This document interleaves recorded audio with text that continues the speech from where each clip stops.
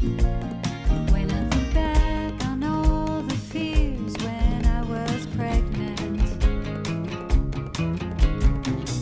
all of them dismissed except for one. The only test the state mandated was genetic. Looking for that extra chromosome.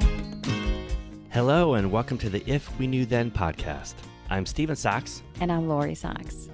It's a summer day, and actually, I feel like this is a quieter episode because everybody's asleep. Like, it's summer, and I struggle with that a lot. And, Are you sleeping in? yeah, that everybody, I never struggled with Sophia sleeping in. I mean, kids sleep in during the summer, and that's how they grow, too. That's when they grow, is when they're asleep. And, I used to really struggle with summer because I thought that Liam needed to continue working, despite the fact that he's the hardest working person during the school year. You know, they offer ESY, and I always felt like I had to take the ESY until I sat in on the ESY and realized it was not what it should be. Like, extended school year should be, to continue maybe like a couple days a week teaching math or reading a book or something. And it was never anything like that. It just wasn't. But we won't go there. But I wanted to talk this morning because during summertime, I do a lot of I think it's just judgment. I think it's judgment and reflection. Well, reflection can turn into judgment. Your reflection, sometimes you harden yourself. Yeah, because, in the moment, I remember somebody taught me the phrase, I made the best decision that I could with the information I had in the moment.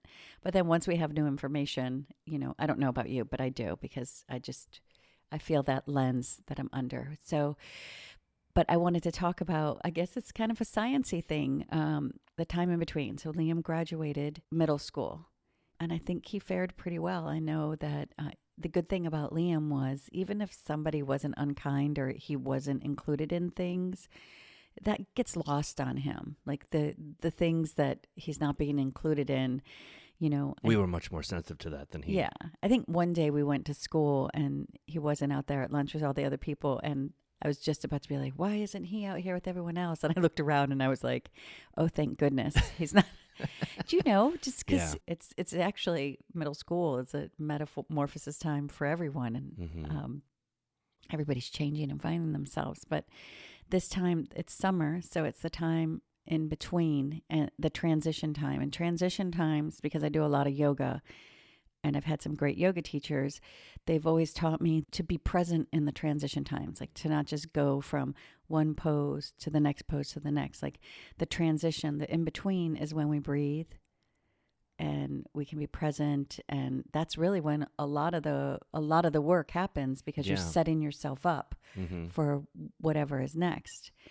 A lot of times it gets compared to a caterpillar when it's in the larvae stage. And I looked this up because I love how life can be such a metaphor. But when I looked up the definition, and by looking up, I called out to our computer. But it said it's when the caterpillar grows rapidly and prepares for its transformation into a butterfly. I think about that we do during the transition stages, and especially during summers, you grow a lot. And as far as Liam, he's growing a lot because he's just ended one part of his development, and now he's actually physically growing. Yeah. And when it comes to caterpillars, it's not pretty. That's when they go in that sac. The whole metamorphosis is a biological process where they're changing. And what I loved about the definition is it said that it often results in dramatic shift in appearance and function. And it's a time when they eat a lot. That's funny. And they shed their skin several times, and just while they're going through the different growth stages. This is your science lesson for today, and and it's good because we've always struggled for Liam to get support in science. For some reason, it's really easy to learn, and when you have a really great teacher, Liam loves science, but for some reason, science teachers, I don't know what it is. When they don't want to teach our son, they really just double down. Yeah, we've had a couple. That just I know. because I don't know why, because science is just facts, and then also, it's explanations of things, and a lot of times, there's people that love science because they just love explanations of things or maybe theories of things. Can be it's like a story, like it totally and is. Liam loves stories, and so, his comprehension with movies and books, I mean, it's there. So the science is something that he could get into, especially if it's something with nature or something you're watching it, you watch it happen, like with the butterfly or something. He loves all those videos that explain things. Yeah. And maybe because it fills the gap for that people don't always explain things to Liam. They don't. He had a resource teacher that was trying to teach him something that is not something that's in my wheelhouse or his. It's not in our everyday. And she was like, well, I was asking him and I didn't want to just give him the answer. And I was like, how do you propose that he come about this information unless he's told at least once what it is, right? Mm-hmm. Like I had to look up metamorphosis, and I'm a grown woman. Like you have to, that's how we learn. We see something new we don't know about, we read about it, we learn about it, and then, but we get to learn. And I think that's oftentimes denied. It bothers me when it's denied in science because the very nature of science is hypothesis and then research and then get the answer and see if it's right. And then to the test. That's science. Like science is definitely a subject that what's infused in science is supports. And we just watched a really amazing video about how disability and accommodations for disability are actually end up being, what did it say? It helps. They help everyone. They help. They help evolution of things, and they help create supports. Like it says disability is innovation. So disability causes a lot of innovation. Like ramps that curb ramps where it was initially just so someone in a wheelchair can get across the street. Books on tape. Now everyone uses it for bikes and yeah. Carts or whatever, and Suitcases. books on tape. It were primarily for people that are blind, and now, I mean, everyone's listening to books on tape or closed captions. I mean, it goes on and on. Closed captioning helped Liam learn to read. Yeah, he loves watching movies, so with closed captioning, he could follow along. It helps with speech development. So I do get a little bit bothered when a science teacher will tell me that Liam can't do science because that's just a failure on the teacher's part. And this is the first time that I was able to actually say that to a teacher, that his grade was a reflection of her teaching, not of his ability. Yeah.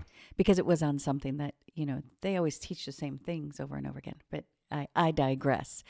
No, but this whole, more metamorphosis is a great analogy because when you sit and it gets messy, right? But we could have used this analogy from preschool to kindergarten on, and any little could be like from one teacher to another. But this is a pretty big one. I think we thought about it from elementary school to middle school. That whole transition. There are transitions, and like your yoga class, there's maybe 30 transitions in the class where you're taking the time to really focus on from one chapter to the next and how you move through that. And it's wonderful to be conscious in that movement, not just to kind of try to blow through it, because you learn so much. Because you're present. It's about breathing and being present. And that's one of the things that, and honestly, I've never really applied it to Liam before, but I apply it to me all the time. Like there are certain times, like this transition for me from the end of middle school to during summer, I feel like I'm in that larval stage where you're just in that goo. And I think I've said it on the podcast many times where I'm like, I just feel like I'm in that place where a lot of change is happening, and change can hurt. Change can feel uncomfortable. Change can be a lot of things. But yeah, the transition times is a time to like just it's also a time to be present. It's not just a time to, be like, that's done. What's next? Right. And it helps me. What I've found scientifically brilliant that I always imagine just the caterpillar goes into, like, I didn't pay attention in science. My science teacher didn't teach me either. It was like a PE coach. Oh my God. Yeah, but like, Usually the PE coaches or the basketball coach, baseball coaches, like they teach science. No, I always thought But they teach that's an civics. example, right? But that's an example right there. Like if the PE coach, they're like, we need a science teacher, and they pull the PE coach because they know that it's just facts, and that's all you have to. Do you know what I mean? So you could get through with a syllabus. Absolutely. Like, let me basically read off of here and do it. And you want to talk about that's all why front probably loading. Here, that's it. Like front loading. Oh, if you're asking for front loading for your student, and man, we got some pushback this year. I should have just said, give me your syllabus. Should be all there. Because they have to have a syllabus. So think about that same next time. Same thing with civics or history teacher. It's basically just, this is the written word, and we're going to go through it together, and then we're going to read it again, and we're going to talk about it a little bit, discussion, and then we'll test you. I mean, that's basically what those... And in English, it's for comprehension, it's not tell me exactly what it means, because when it's about comprehension and you're talking about literature is art, and art is comprehended based upon the person who's reading it. I mean, there are certain facts of like, what's the metaphor here and that, or what did the person have in mind? But your interpretation is your interpretation of art. Science and math are not about interpretation. Yeah. Science and math are just like, these are the facts. This is what you do. And science and math are two of the easiest subjects to get supports for. Those supports are in place, and those supports definitely make those two subjects accessible. And that's the like accommodations are there for everyone too. Like, look, you're always doing a science project. You don't like just read science and then you go, okay, now test me. You're going to do a project about it because it allows you to learn, tangibly learn something, which is kind of what, or make a model of the sun and the earth, whatever. And so you go, oh, I get it even more. Well, I mean, isn't that what we're doing for our kids? I mean, that's like, you're just doing little things like that and make it everyone could really use that, just doing it over and over again. I mean, that's what it's supposed to be. We don't do that in history. We don't do sometimes we do history over and over. But history projects are a thing sometimes too. We repeat history. Yeah, right. But that's the thing. That's the thing that struck me. But I want to give this one fact about the butterfly and the larval stage. Is what really, really I found profound was that the chrysalis. I always thought of it as, I always imagined it as this sack with all the goop and stuff in it, and then you change. But it's actually its own transformed body that hardens into a protective casing, and that the caterpillar. So it hardens during transition into a protective casing, so that then it can change into this butterfly. And I really laughed. I was just like, I get that, because isn't that what we do? I mean, I know I do that. I've judged myself for that too, but I put I get a casing and I hope none of you can relate to this, because I hope everybody has a school where your teachers love your student and support them, and, are giving them the accommodations and that they need to access the curriculum, because that's their fundamental right. And not just happy that they're in class because they give good hugs and these other things and these other reasons, that they're actually seeing your student and seeing your student as equal and able, and just giving them the opportunities. I hope that's your experience. And so you're like, geez, Lori, this doesn't make any sense. My teachers give all the supports. And so I really hope that's your situation. But I just know that during middle school, I had created this hard shell casing around myself after what happened in elementary school, because it was traumatic. And I hope everybody takes a moment to give themselves space when they have to face an administration or a teacher that is denying their child education, and any of those emotional hurts that they're subjected to, because emotional pain, to be subjected to emotional pain is is just as important to be nurtured as if someone were to slam your hand in a door.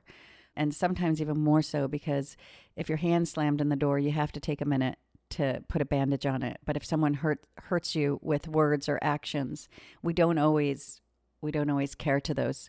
So if someone says some disparaging remark about your student, if someone puts a limit, if someone tells you what they'll never be or dares to define them, and after you do whatever is best for you in that moment, whatever words you choose, even if it's just getting out of the situation, that you really take care of yourself in that moment, because I don't feel that any other parent is successfully subjected to some of the things that we're subjected to some of the fears, to being made to feel like our child's education is a favor. Again, that's something that came to my attention during COVID when everybody was on Zoom, and none of the neurotypical parents with their caregivers with neurotypical children were putting up with 1 ounce of not getting an assignment or not knowing the supports. Like, there was many conversations, and parents would hop in on the Zooms, and I thought, okay, nobody's giving them guff about, demanding an equal education or demanding that their student has the supports they need. And that changed me. I was just trained to just kind of tolerate a lot of intolerable things. But when I think about where we are now, like middle school, just because we didn't really have a transition time either from what happened in elementary school to middle school, but it got off to a really good start. And it was really hard for us to actually find our footing and believe that there was a school out there that actually saw and supported, and that Liam would actually be given an equal education. I think we always had our guard up on that.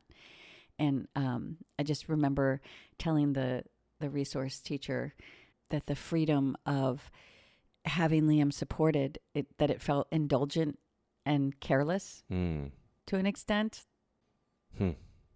I remember I was walking out of the school. That just shows you how many years of I was just like, I feel like I should be doing something, because I'd go to these meetings that I normally had, and all she would do was like they're supposed to be, say, this is what Liam's doing, this is how we're supporting him, and that was it. And I was just like, it just felt really careless. And she just told me, I remember she said, well, just enjoy it. You've been through a lot, just enjoy it. And she was like, I can't believe that, the things that you went through.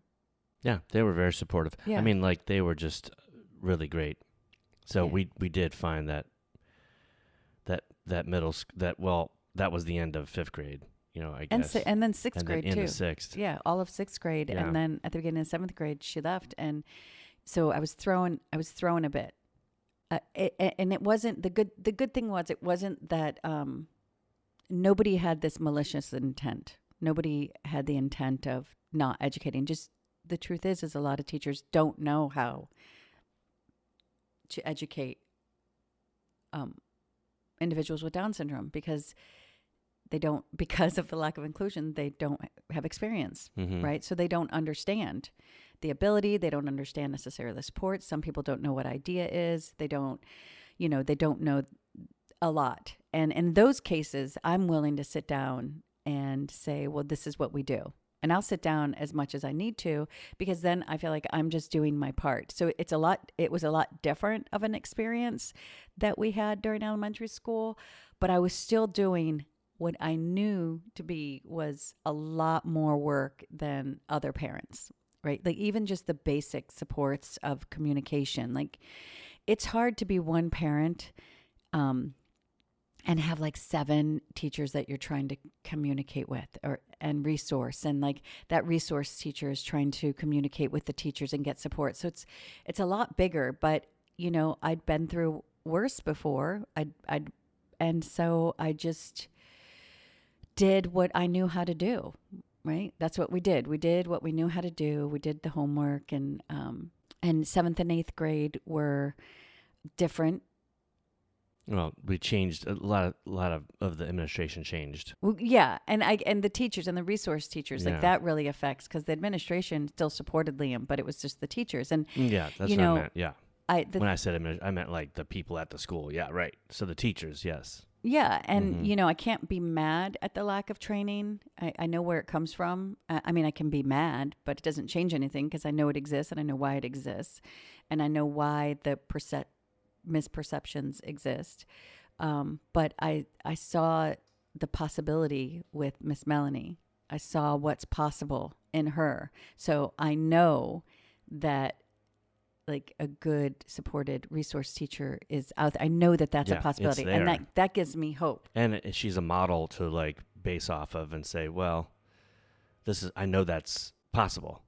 And it's okay to reference and say, this is what we did. And, you know, I think, unfortunately, a lot of times when you're in school, like teachers are humans. And if you say, this is what this teacher did, and can you do this? Like, I think newer teachers are good to be open to be like, oh, yeah, okay, thanks. Because Miss Melanie was like that, too, to be like, hey, I'd never thought of that before. Yeah, she was. But older teachers, their ego gets involved. Like, and I don't understand having ego about something that you've never actually done or done correctly. Yeah. But I really felt like I was up against a lot of ego.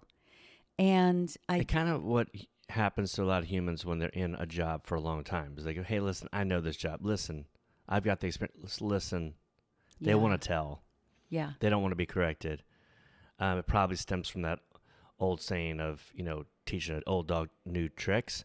But you have to be, especially, I mean, in any job, it's going to be better if you're malleable and you're learning and you're always getting better, especially in education or something that changes generationally. I mean, you've seen it. I mean, like if you've seen in your job, like how things have changed, you know, if you're making the same product for 30 years, yeah, okay. But if you're in a job where you've seen it's change, a transition. Like there's every year is a laws transition. being done. Yeah, there's You just have different to, changes. you have to be present. You have to. And I think as a parent, so as a parent of an individual with an IEP and with Down syndrome, I think I carried a lot of that weight because I can't fight somebody's ego. I learned that. And I learned about, you know, when we were in the other school, it was so adversarial. Like I had so many teachers that they were so like unkind when I would stand up for my son, which to me, like that is not something that I've come to hear. This is how I feel about it now. That's not my problem. No. It's not my problem, and it's not my weight to carry. It's not my burden. And I say that to you now because if you're starting out, you may encounter that. But your job is supporting your student, and if there's any gaps, like bridging them and advocating and being their voice until they have their voice, and all those things, all those teaching them to ride a bike, and you know, everything, doctor's appointments, like just everything, making sure their supports are there so that they can become, right? So that they have everything they need to reach their potential. That's our job. Our job isn't making it okay. Now, I don't have to judge someone and say, you don't know, you got to do this. This is the law, and judging it. But I can say, listen, this is the IEP. I don't know. It's a legal binding document. Have you read it? And these are the things in it in case you haven't gotten a chance to. I can come from an empathetic place saying, I know you have a big workload. So here's some I can help. Yeah. Here's some shortcuts. These are the supports he's supposed to have. This is the resource teacher is supposed to be working with you on this. I can do that. And I'm willing to do that until things change in society, until things change in the classroom. I'm willing to do that. But it takes its toll. It is, and I do it with this. I've learned this time. I did it with a smile. I did it with cupcakes. I was the one bringing the breakfasts in for teacher appreciation. Yeah. I was the one, I did all of that. And sometimes I would get like a little upset because I'd be like I'd see how much teachers need to feel appreciated and seen. And the irony that I'm the parent with the child. You're the one. I'm the parent showing up. Yeah. And I'm the parent heading it. I'm the parent with the child that you refuse to see. Like I'm that child. And I tried to kind of put that to the side and just put love in the world because that's just the only way. And I know that, and the only thing I did know for sure is every time I did bring a breakfast, everybody was in a good mood, and the chances of my child being seen or having a good day that day were we're bigger. Is it my job to do that? No, but I'm a human. That was I'm a difficult for me. You were much better I know. than I am. Well, because I'm a human and I know if I'm having a I would just hard be day, like, ugh. you know, I know everybody is better with breakfast. Like I know everybody is, you know, they have a better day. So I wasn't doing it like I did in elementary school where it was almost like a please. No, you were Oh, just please, supporting. sir. I You was were just- supporting in your life our child. I had and to draw a also line. supporting the people around him. But yeah, and I'm glad you did. I had to draw a line in myself and I had to compartmentalize. And that's what I realized is that I really did a lot of compartmentalizing of what we experienced with Liam and how the change in support was. But I treated the teachers as if they were actually doing everything and seeing him and, you know, and I Like fake it till you make it. yeah. Like I guess assuming. I guess assuming all those things that we actually use in our life and just with the teachers to just be like, hey, they're humans. They're doing their job. They don't have the training. I'm looking around. I don't see the other, however many parents. There was like 3 parents and they were all people that I recruited. Right. And one of the other ones had their child had an IEP as well. So it's just like, these are the parents that are showing up for you because these are the parents that are showing up and they have to show up for their kid. Yes. Although it changed during the 7th and 8th grade. I had enough people on Liam's side to keep perspective and never completely lose hope. I think in elementary school, I didn't really see. There was one 4th grade teacher, Miss Parsekian, who saw Liam and actually really, it was during COVID, really taught Liam. And she was, oddly enough, the teacher that a lot of parents didn't really like. She didn't have a great reputation. Like teachers were not kind to her. And so I was fearful when we got her because she was a teacher who's been teaching a long time. But boy, does she love to teach. And she loves her students and she supported them. So that was like, that kind of also taught me not to just assume things about people.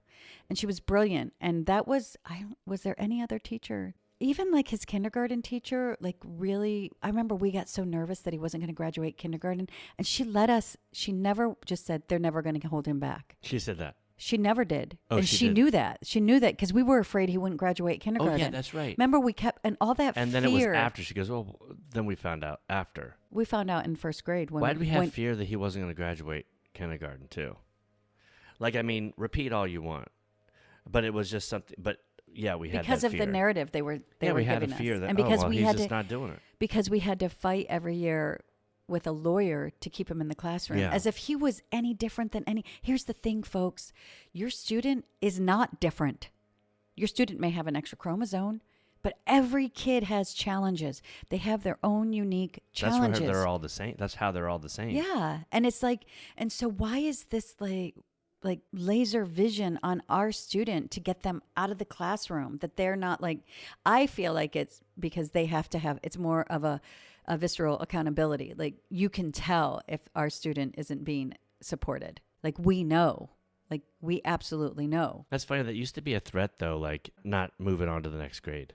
It used to be a threat. Like if you don't raise your grades, you'll be repeating this 3rd grade or 5th grade or whatever. Mostly it's in just like, this threat that hung over yeah. a typical kid. Or I remember when I was growing up, it's like, oh my God, am I going to fail out of school and have to repeat? Oh my goodness. Summer school. Go to summer school and repeat and all this stuff. And it's like, wait, then we had that fear for some reason with Liam, but then it's like, well, no, that wouldn't be a bad idea for him to, and he did repeat 1st grade, but I had to sign papers and really it was say, difficult. They were to like, get them. No, this is no, the- we don't want any kid with an IEP to repeat. And then they also, I remember they said, this is the only grade that we're going to allow him to repeat. Yeah, like you're Here's going to the send it in advance? But also, folks, You don't know what's gonna happen. That's unlawful, and they can't say that because Yeah, it's that's their bull. job to educate your child, Mm-hmm. to provide the supports to access the curriculum. If someone says that to you, And actually, the school district's like on the hook till they're 22. 22. So whatever grades he needs to repeat to learn, Yeah. I would say get them through. Because in middle school, they're going to learn the same things as elementary school. But in 1st grade, we had to hold him back because we found out they had an agenda to pull him off curriculum. And so They just didn't, weren't teaching no him. resources, Yeah. nothing. But again, I digress. So I was asking, is there any other teacher besides Miss Parsekian that actually saw Liam, Mm-hmm. you know, that actually taught? I think it wasn't until we got to Citizens of the World. Yeah. And then it was like, oh, Miss everybody, Julie. yeah, everybody saw him and it educated him, and it was really great. And yeah, so no. And that's really sad to me. That's really sad to me. You look at my son and that's the kid you're going to bully? That's the kid? And I'm not talking about kids. I'm talking about teachers. Teachers who say derogatory things about a child. I challenge you to look at his photo album of when he was in elementary school, and what just like an adorable, loving, just open. He was such like an open sponge for any kind of education. And that science teacher that refused to give him notes. And I just would imagine him sitting in science, just looking around. And then she'd say, Liam can't learn science. And actually the truth was she couldn't teach science. Yeah. And I learned that, like, those are words, and that may sound harsh, but it's an equal collaboration, just like we have a collaboration with the school. It's a collaboration, teacher student. There's a job there is to teach. That's a verb. To teach. Mm-hmm. Liam's job is to learn. Liam has supports to access that curriculum. Teacher's job is to use those supports to teach.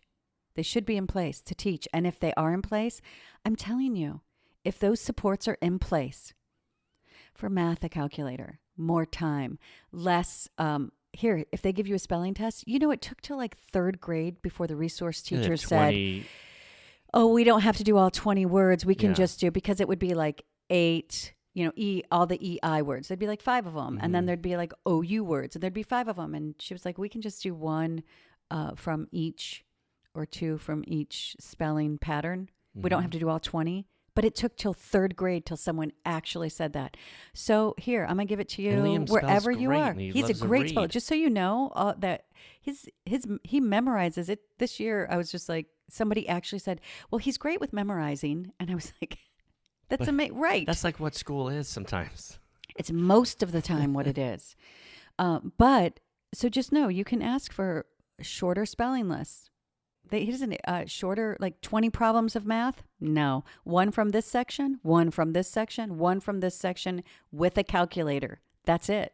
So that's easy, right? If you think about going through school with those accommodations. Now, on the side, I do encourage fundamental, just like learning how to multiply, but giving him the space to learn on his own time, because he can have a calculator.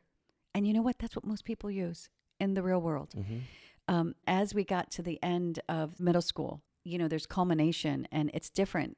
And I think that's when the light really shined for me, because there are ends of things that you don't want to end.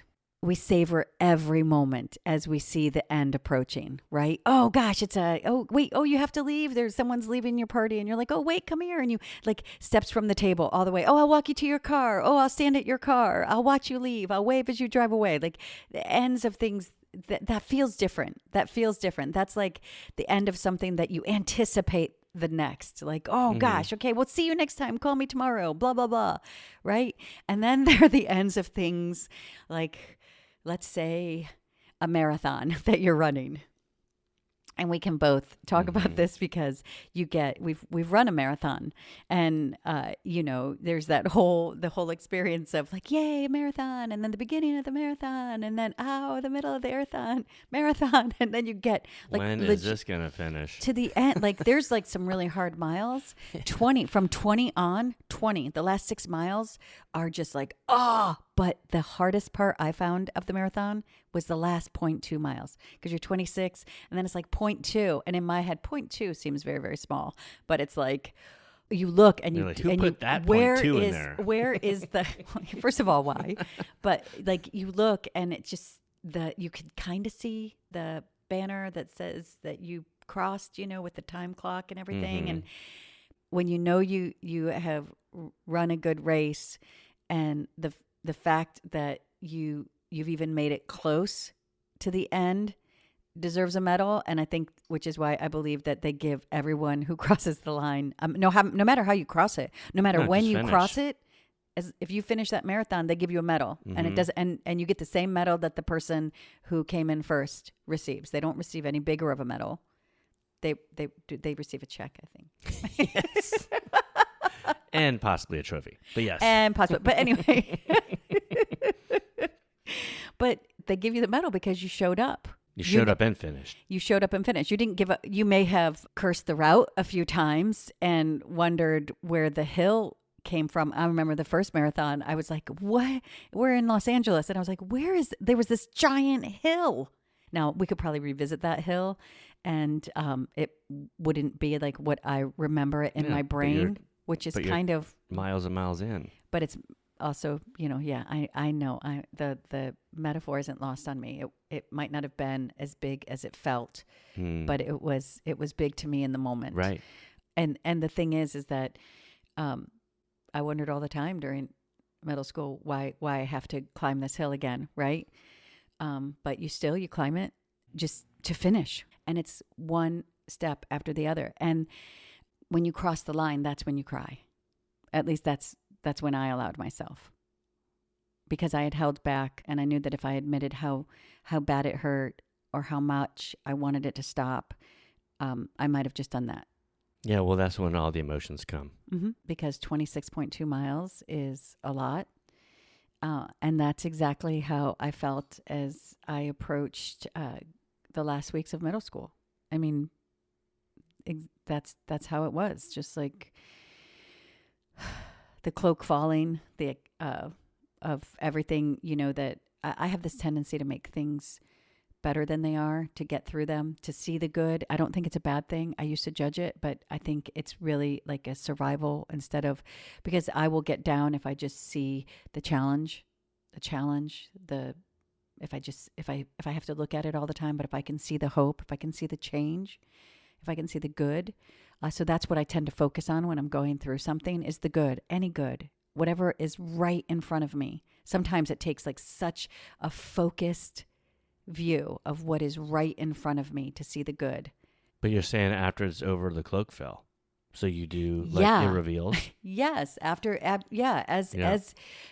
we were getting through the last few weeks, like after the IEP, which my IEP was really amazing. There were some bad moments, just one teacher's comments, but besides that, it was really a beautiful collaboration, and lengths were taken by people that had never been taken before. Mm-hmm. The principal really saw, first of all, he saw what they put our son through, and our son will just rise and do whatever he's asked. Mm-hmm. He saw how it hurt me so bad to see these things that people did to our child. Like in the OT assessment, he was counted off because he dropped something. I'm like, he has low tone, dudes. Like, that's his, look in his medical file. You can't do that. That to me is you can't do that to someone. What are you trying to prove? And it was the first time I said those things, and the principal was like, it's unfair. It's wrong. Mm-hmm. And I see how much it hurts. I see how unfair it is. And that was very healing for me, But as the cloak fell, I was having to, I didn't have to, but I started to accept how everything was, and the challenges and the hills and the injustices. And I did take a back seat for a few weeks where I was just like, I'm just going to tap out for a minute here. And the good that happened, it took a back seat too. I'd forgotten the beautiful faces that held Liam's hand through the days. And above it all, the people that made, Liam had fun. Yeah, but if you hurt, then you can forget the good. It's like that's what you always have to bring yourself back to, is all these people that really, helped Liam. He had, these aides that we just love. Man, they really loved him. They stepped up when, if there was a gap between what the teacher was doing, they'd step up, and that's not their job. No. But they did it. And no, they went they above. They care for Liam. I was going to say cared. They care for Liam. They still do. Yeah, they love him. They are proud of him. They see his work ethic. They celebrated him. They celebrate him. They're like, And they did so much more than they were supposed to do. Mm-hmm. And that's really, and I wrote a letter. They mentored him. Yeah, they mentored him. They were really great, mentors, and where maybe there were some gaps in even socializing with Liam socializing with other kids in the school.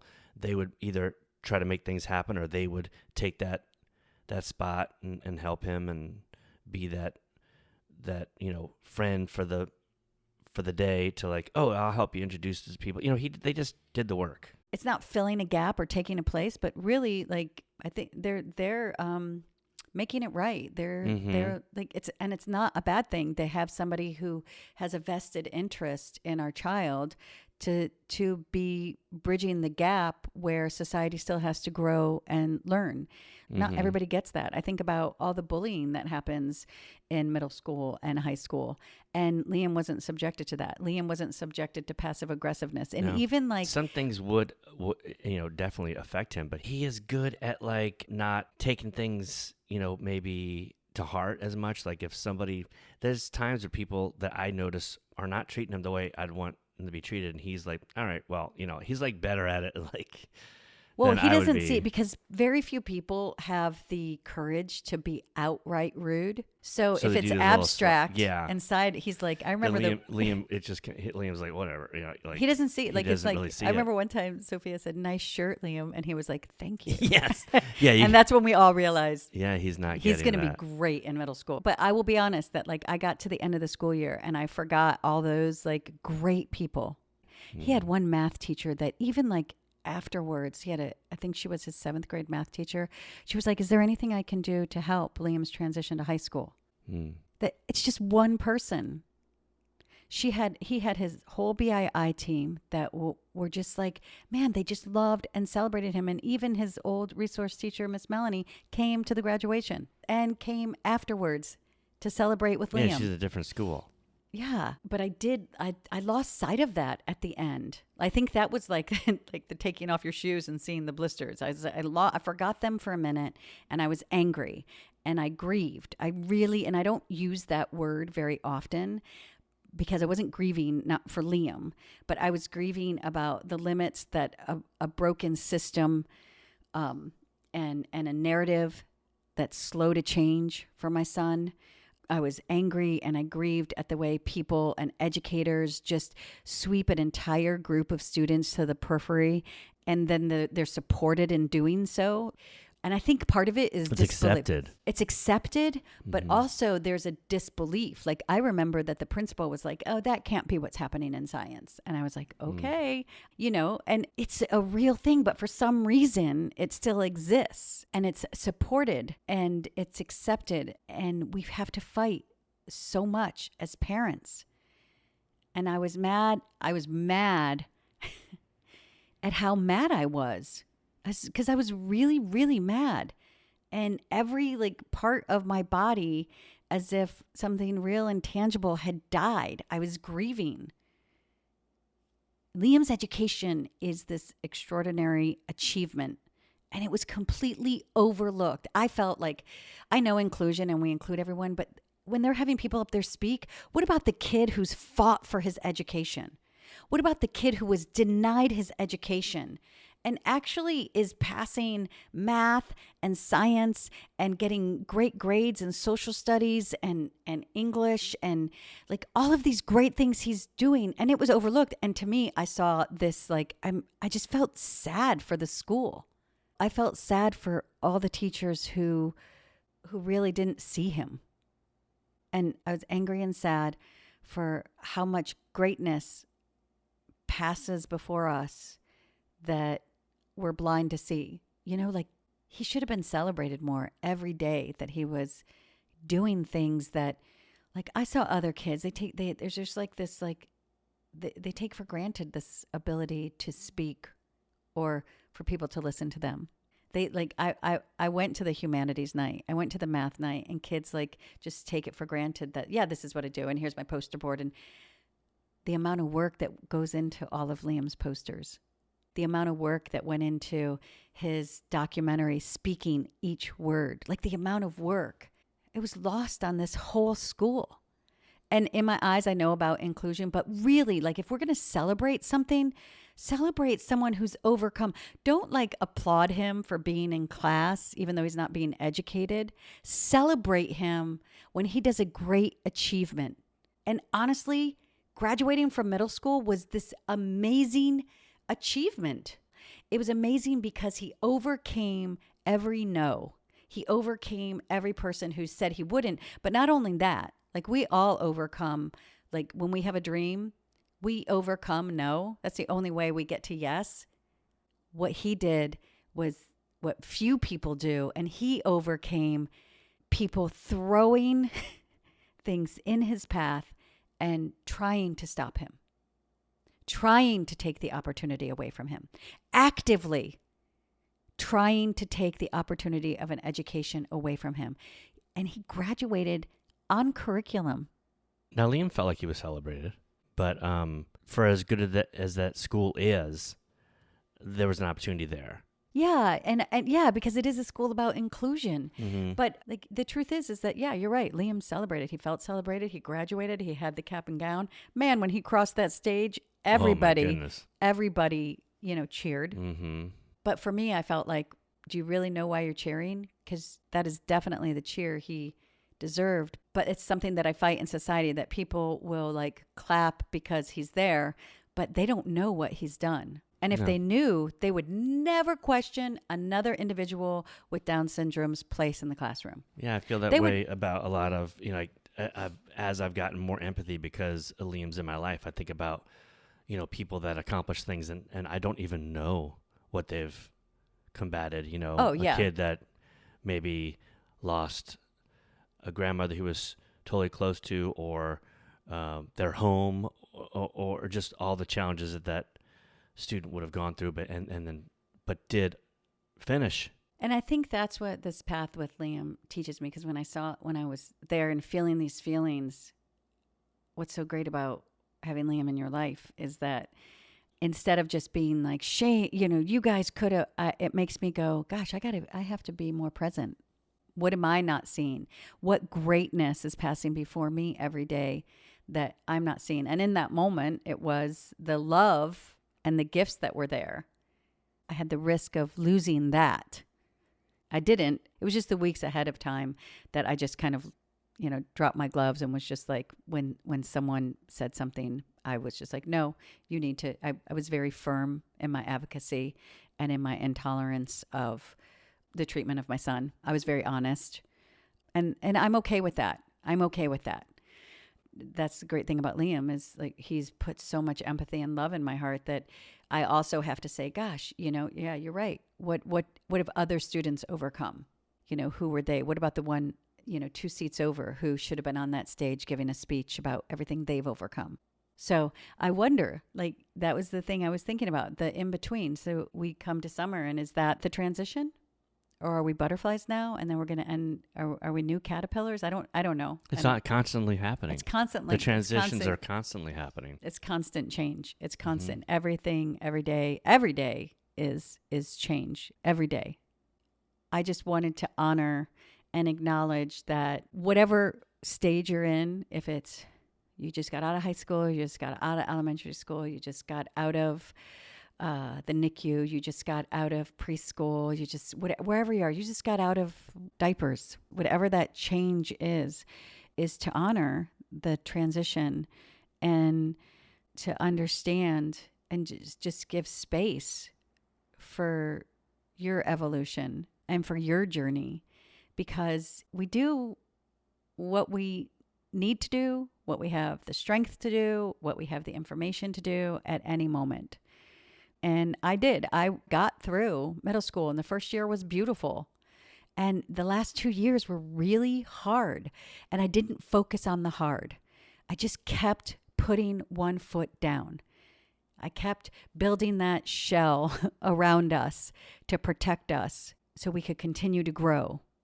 And then as that shell started to break away and we're entering into a new transition of summer, I had to feel like I gave myself the space. Yeah, I put that shell, but it takes its toll. And that's the thing. And that's the thing that struck me so hard, was that after he graduated, there was a good 2 weeks that I didn't talk to anybody. I just had to process a whole lot. And our friend Mazen will say, well, you don't have to process, just be there. But I just had to like really feel everything that had, I don't know, I guess like hit my shell.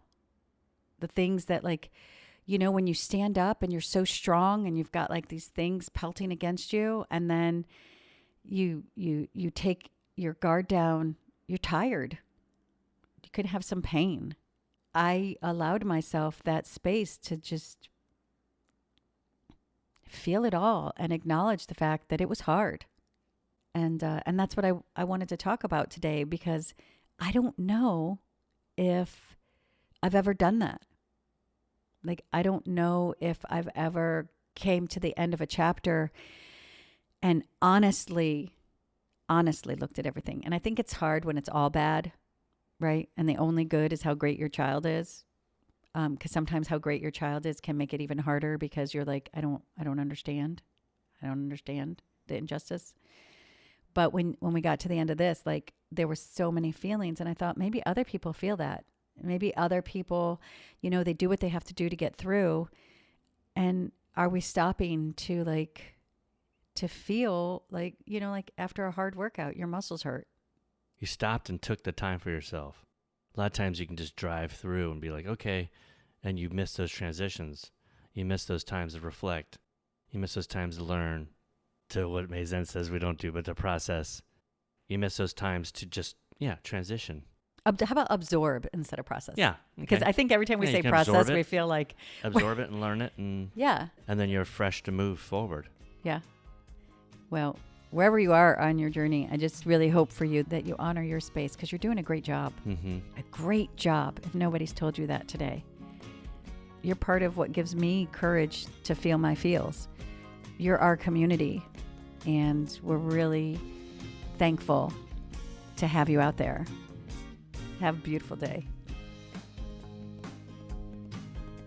Please follow us on Twitter at If We Knew Then Pod, and you can drop us a line on our Facebook page at If We Knew Then Pod, or visit our website, ifweknewthen.com, to send us an email with questions and comments. And you can join our mailing list there and get alerts of future podcast episodes. All these links will be added to this episode's show notes. Thank you again, and we look forward to you joining us on the next episode of If We Knew Then.